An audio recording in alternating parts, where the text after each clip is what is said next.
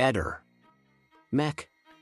Pallister. Petru Molnar è il fratello di Christian, scomparso dal 31 maggio dopo la piena del fiume Natisone che ha causato la morte di Patrizia Cormos e Bianca Doros. Petru è convinto che il fratello sia ancora vivo, sento il suo respiro. Dobbiamo fare presto a salvarlo. Pompieri e protezione civile stanno cercando Christian da 8 giorni, ma Petru insiste che la ricerca deve continuare, voglio riportarlo a casa dai nostri genitori. Mi hanno detto che da domani diminuiranno il numero dei soccorritori, ma non posso neanche pensarci. Chiedo ufficialmente all'Italia di intensificare gli sforzi perché più passano i giorni, più servono risorse, ha dichiarato oggi al Corriere della Sera. Nel frattempo, le indagini hanno rivelato che il telefono di Patrizia Cormos funziona ancora e l'analisi del cellulare potrebbe essere cruciale per determinare eventuali errori nel piano di soccorso. Petru ha espresso dubbi sulle modalità delle ricerche in corso, mi sembrano molto teatrali. Chiederò al mio avvocato, Gaetano Longhi, di ottenere subito i video girati dai droni. Conosco mio fratello meglio di chiunque altro e potrei riconoscere anche un suo piccolo dettaglio e contribuire a salvarlo. È il mio unico fratello, il mio orgoglio. Petru descrive Christian come un giovane di 25 anni, alto 1,85 m, muscoloso e nel pieno della sua forza, è sempre stato un ottimo nuotatore e deve essere qui da qualche parte. Bisogna trovarlo subito. Poi voglio fare alcune domande ai soccorritori che non capisco, ha aggiunto. Petru non riesce a spiegarsi perché non si sia intervenuti subito dall'altra parte del fiume con una corda o qualcosa a cui aggrapparsi, dato che la sponda era vicina non mi sembra normale che sia stata calata una fune dall'alto che poi è caduta. Mi manca tantissimo mio fratello e spero di potergli chiedere presto delle spiegazioni. Inoltre, Petru vuole sapere da Christian perché quel giorno fossero scesi nel fiume. Lui conosce bene la zona e di certo non erano lì per fare un bagno, dato che nessuno indossava un costume. Christian è un bravissimo ragazzo, non è mai stato avventato e se avesse percepito dei rischi non sarebbe mai andato lì con Bianca. Petru non sa se Christian e Bianca, una ragazza di cittadinanza rumena, fossero fidanzati, anche se si frequentavano e si volevano molto bene. Si erano conosciuti in Romania e vivevano in 2 cittadine vicine. Non so che programmi avessero in dettaglio, forse dovevano tornare insieme in auto in Romania. Christian viveva con me in Austria, dove sono emigrato qualche anno fa. Ha sempre avuto la testa sulle spalle e, dopo essersi diplomato al liceo, mi ha raggiunto in Austria. È stato assunto nella mia stessa fabbrica e tutti lo aspettano, ha concluso Petru.